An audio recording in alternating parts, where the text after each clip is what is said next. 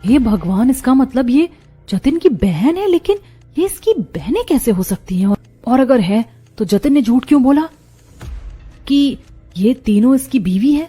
मुझे तो कुछ समझ नहीं आ रहा। शालू अब पूरी तरह से पजल्ड हो चुकी थी और सब कुछ उसकी समझ से बाहर जा रहा था। तो वहीं शालू कुछ देर के बाद जब उसकी तीनों देवरानियां कमरे में नहीं होती तो उनके कमरे में जाकर उनकी कुछ दिन पहले हुई मेडिकल रिपोर्ट्स को चुराकर सीधा अपने कमरे में ले आती है। और जब शालू उन्हें खोलकर पढ़ती है तो इसमें तो इन तीनों के वही सरनेम है जो इन्होंने मुझे बताए थे। इसका मतलब जतिन ने मुझसे झूठ कहा था। अब क्या सच है क्या नहीं, ये तो इसी अस्पताल में जाकर पता चलेगा। शालू अब सच का पता लगाने के लिए शहर जाने का प्लान बनाती है और अब बहाना बनाकर घर वालों से इस बारे में बात करती है। लेकिन बहू, गांव से शहर 2 से 3 घंटे का रास्ता है, तुम अकेले कैसे जाओगी? मैं चलता हूं ना तुम्हारे साथ, या तुम सूरज को ले जाओ। आप लोगों को काफी काम है और मैं तो शहर सिर्फ कुछ घंटे के लिए ही जा रही हूँ। वो मौसी जी रहती है ना, उनसे मिलने के लिए। उनकी तबीयत थोड़ी खराब है, मैं रात तक वापस आ जाऊंगी। अपने ससुराल वालों को समझाकर शालू अब सीधा गांव से शहर जाने की ट्रेन पकड़ती है और कुछ ही घंटे में शहर पहुंचकर रिक्शा पकड़कर उस अस्पताल में पहुंच जाती है जहां जतिन काम करता है। और जब शालू अपनी तीनों देवरानियों के बारे में हॉस्पिटल की रिसेप्शनिस्ट से पूछता है तो इन तीनों का चेकअप इसी अस्पताल में हुआ है। इनका नाम सुमन है, इनका नयन और इनका आरती। जतिन इन्हें यहाँ अक्सर चेकअप के लिए लाया करता था, लेकिन अब वो कुछ दिनों से नहीं आ रहा है, छुट्टी पर है। जतिन का इनसे कोई खास रिश्ता ना होकर भी जतिन इन तीनों का काफी अच्छे से ध्यान रखता है। इसका मतलब जतिन और इन तीनों के बीच में कोई पति पत्नी का रिश्ता नहीं है। मैं सही थी। आप मुझे इन तीनों के बारे में कुछ और बता सकती हैं? इनका घर, एड्रेस या कोई रिश्तेदार? सॉरी, ये हमारे रूल्स के खिलाफ है। मैंने आपको इतनी इन्फॉर्मेशन दे दी, यही काफी है।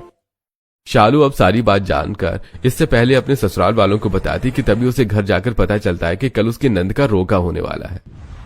बाहू, आज हमें काफी सारी तैयारी करनी है। वो लोग कल ही आ रहे हैं रोका करने के लिए, लेकिन रोका घर के बजाय मंदिर में होगा ताकि होने वाले जोड़े को सीधा भगवान का आशीर्वाद मिल सके। इस वक्त ये बात करना ठीक नहीं है। एक बार रोका हो जाए फिर मैं बात करूंगी।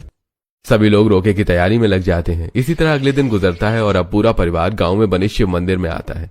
थोड़ी देर में रीमा के ससुराल वाले भी वहां आ जाते हैं। आसपास कुछ गांव वाले भी इकट्ठा होते हैं, लेकिन इससे पहले वो सब रोका शुरू करते कि तभी वहां संदीप पल्लवी को लेकर आता है और हंगामा करने लगता है।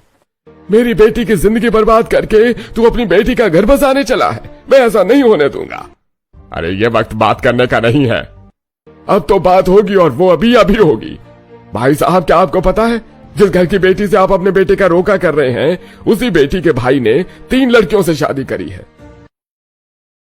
अरे भाई साहब, ये क्या कह रहे हैं? आपके छोटे बेटे ने 3 लड़कियों से शादी करी है? अरे दिख नहीं रहा आपको कि इसके साथ ये 3 लड़कियां खड़ी हैं, वो भी तीनों पेट से हैं। क्या ऐसे घर की बेटी को अपने घर की बहू बनाना चाहेंगे? क्या पता ये भी ऐसे ही निकले आगे जाकर। संदीप की ऐसी बातें सुनकर रीमा की आंखों में आंसू आ जाते हैं। तो वहीं अब ये सब देखकर उन तीनों से बिल्कुल बर्दाश्त नहीं होता और अब वो तीनों बस, अब बहुत हुआ। हमारी वजह से इस परिवार की इज्जत पहले ही काफी उछल चुकी है, अब और नहीं। प्लीज चुप हो जाओ और चलो यहाँ से। जतिन जी, अब और नहीं। जिस इंसान ने हमें इज्जत दी, हमारा इतना ख्याल रखा, हम उसके परिवार की और बेइज्जती नहीं होने देंगे। कान खोलकर सुनिए आप लोग, हम में से किसी ने भी जतिन से शादी नहीं करी। ये हमारे पति नहीं है और ना ही ये बच्चा इनका है। सुमन की बात सुनकर जतिन के परिवार और सभी आसपास खड़े लोगों के पैरों तले जमीन खिसक जाती है। ये तीनों क्या कह रही हैं जतिन? ये तीनों ठीक कह रही हैं। मैं जब शहर गई थी ना, इसी बात का पता लगाने गई थी। मुझे ये तो पता चल गया था कि इन तीनों की शादी जतिन से नहीं हुई है, लेकिन ये सब इन्होंने क्यों किया ये नहीं पता चला। महीना भर पहले की बात है, रात का वक्त था। मैं एम्बुलेंस चलाते हुए अस्पताल जा रहा था कि तभी मुझे एक पेशेंट का कॉल आता है जो सुमन थी और वो काफी रो रही थी। मैडम, आप रो क्यों रही हैं? आप फिक्र मत करिए, आप मुझे बस एड्रेस बताइए, मैं अभी आता हूं, कुछ नहीं होगा। जतिन जैसे ही सुमन के बताए हुए एड्रेस पर पहुंचता है तो देखता है कि सुमन एक पार्क के बाहर खड़ी है। रात का वक्त है, चारों तरफ गहरा सन्नाटा है और सुमन काफी रो रही है और उसकी हालत भी काफी खराब है। मैडम, आप ठीक तो है ना? और आप इस वक्त ऐसी हालत में यहाँ क्या कर रही हैं? मेरे पति ने मुझे घर से निकाल दिया। जब उन्हें पता चला कि मेरी कोख में पल रहा बच्चा लड़का नहीं लड़की, दोनों ने मुझे धक्के मार कर निकाल दिया। मेरा इस दुनिया में भी कोई नहीं है। प्लीज भगवान के लिए मुझे और मेरे बच्चे को बचा लीजिए। आप रोना बंद करिए, आपकी हालत वैसे ही इतनी खराब है। आप चलिए, मैं आपको हॉस्पिटल लेकर चलता हूँ। जतिन सुमन को अपनी एम्बुलेंस में बिठाता है और उसे अस्पताल की तरफ ले जाने लगता है कि तभी रास्ते में जतिन को एक ब्रिज के नीचे किनारे एक खड़ी लड़की मिलती है जो नीचे नदी में कूदने ही वाली थी। कि तभी जतिन जल्दी से अपनी एम्बुलेंस रोकता है और उस लड़की को गिरने से रोक लेता है। और ये लड़की कोई और नहीं बल्कि नयन होती है। तुम्हारा दिमाग तो नहीं खराब हो गया है? ये तुम क्या करने जा रही थी? और तुम तो पेट से हो, तो तुम्हें शर्म नहीं आई ऐसी हरकत करते हुए?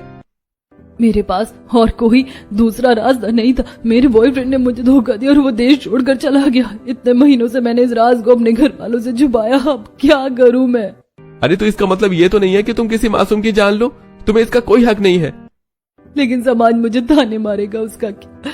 कोई है जवाब इसका तुम्हारे पास? नयन की बात सुनकर जतिन सोच में पड़ जाता है। तभी अचानक से नयन को चक्कर आते हैं, वो बेहोश हो जाती है, जिसे देख जतिन नयन को अपने एम्बुलेंस में बिठाता है और वो नयन और सुमन दोनों को ही लेकर हॉस्पिटल पहुंचता है, जहां डॉक्टर उनका चेकअप करते हैं। और थोड़ी देर बाद, डॉक्टर साहब अब वो दोनों कैसी हैं? उनकी हालत तो ठीक है ना? नयन और सुमन दोनों ही ठीक हैं, लेकिन वो अभी ट्रॉमा में हैं। उनके साथ जो कुछ भी हुआ वो ठीक नहीं हुआ। पता नहीं दोनों कैसे अकेले बच्चों को संभालेंगी। मेरे ख्याल से उन्हें पुलिस कंप्लेंट करनी चाहिए। उसमें भी तो उनका साथ देने वाला कौन है?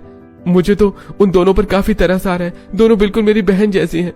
डॉक्टर से बात करने के बाद अब जतिन हॉस्पिटल के बाहर आता है और देखता है कि एक राजेश नाम का आदमी अपनी गर्भवती पत्नी पर आरती पर चिल्ला रहा है। मैंने क्या कहा, समझ नहीं आया क्या तुझे? तू मुझे 10 लाख रुपए दहेज ला कर दे या तो इस बच्चे को गिरा दे। बिना पैसे के मेरे बच्चे को नहीं पाल सकूंगा। राजेश अब आरती पर हाथ उठाने वाला था कि तभी जतिन उसका हाथ पकड़ लेता है। शर्म नहीं आती अपनी प्रेग्नेंट बीवी पर ऐसे हाथ उठाते हुए, वो भी चंद पैसों के लिए? कैसे इंसान हो तुम? आप इन्हें समझाइए ना, मेरे पापा के पास इतने पैसे नहीं है, मैं कहाँ से लाऊंगी इतनी बड़ी रकम? अरे जब इसके घर वालों के पास पैसे नहीं है तो तू क्यों जबरदस्ती कर रहा है? क्या तेरी इतनी भी हिम्मत नहीं है कि तू मेहनत करके खुद पैसा कमा सके? अबे तू कौन होता है हमारे बीच में बोलने वाला? और इसकी इतनी फिक्र हो रही है तो ले जा इसे अपने साथ और पाल ले इसे और इसके होने वाले बच्चे को। राजेश आरती को छोड़कर चला जाता है, जिसके बाद अब जतिन आरती की ऐसी हालत देखकर उसे अस्पताल के अंदर लेकर आता है। और अब थोड़ी देर बाद वो तीनों प्रेग्नेंट औरत एक साथ होती हैं। हम लोग कहाँ जाएंगे? मेरी तो शादी भी नहीं हुई है, मैं कैसे इस बच्चे को पालूंगी? कुछ समझ में नहीं आ रहा है। मेरे घर वालों को पता चल गया तो वो तो जहर खाकर मर जाएंगे। मेरा तो इस दुनिया में ही कोई नहीं है, अब मैं कहाँ जाऊं? तुम तीनों मेरी बहनें जैसी हो, लेकिन मैं जितना समाज के बारे में जानता हूँ वो बिना बाप के बच्चों को पलने नहीं देगा। भले ही तुम शादीशुदा हो या नहीं, मैं तुम तीनों को ऐसे नहीं छोड़ सकता, इसलिए मैंने कुछ सोचा है। जतिन अच्छे से जानता था कि नयन का शादीशुदा ना होना और सुमन आरती का पति द्वारा छोड़ा जाना, उन तीनों का ही समाज में रहना, वो भी अपने बच्चों के साथ काफी मुश्किल है। इसलिए जतिन उन तीनों से शादी का झूठा नाटक करता है ताकि समाज में उन्हें थोड़ी इज्जत मिल सके। और जब ये बात सारी जतिन के परिवार वालों और बाकी लोगों को पता चलती है तो मुझे नहीं पता कि ये सारी बात जानकर इन लोगों की सोच तुम्हारे लिए क्या है क्या नहीं, लेकिन अगर मेरी नजर से देखा जाए तो तुमने एक बहुत अच्छा काम किया है। अरे भाई, हम जतिन को कितना गलत समझते थे, लेकिन उसने तो इन लड़कियों की इज्जत के लिए ये सब किया। मैंने कैसे आपको इतना गलत मान लिया? मुझे माफ कर देना भैया। हमारे गांव का असली मर्द तो जतिन है, जिसने औरतों की इज्जत के लिए खुद की इज्जत को नीलाम कर दिया। मुझे भी माफ कर देना। मैं तो तुम्हें हमेशा से अपना छोटा भाई समझती थी और नहीं तुम्हें नहीं पहचान पाई। बाबा, मैं आपसे कहती थी ना कि जतिन की जरूर कोई मजबूरी रही होगी, मेरा जतिन ऐसा था ही नहीं। मैं जानता हूँ मेरी वजह से आप सबको ठेस पहुंची है, लेकिन मैं और क्या करता? ये समाज कभी इन तीनों को उनके बच्चों के साथ इज्जत से नहीं जीने देता, इसलिए मैंने ये सब किया।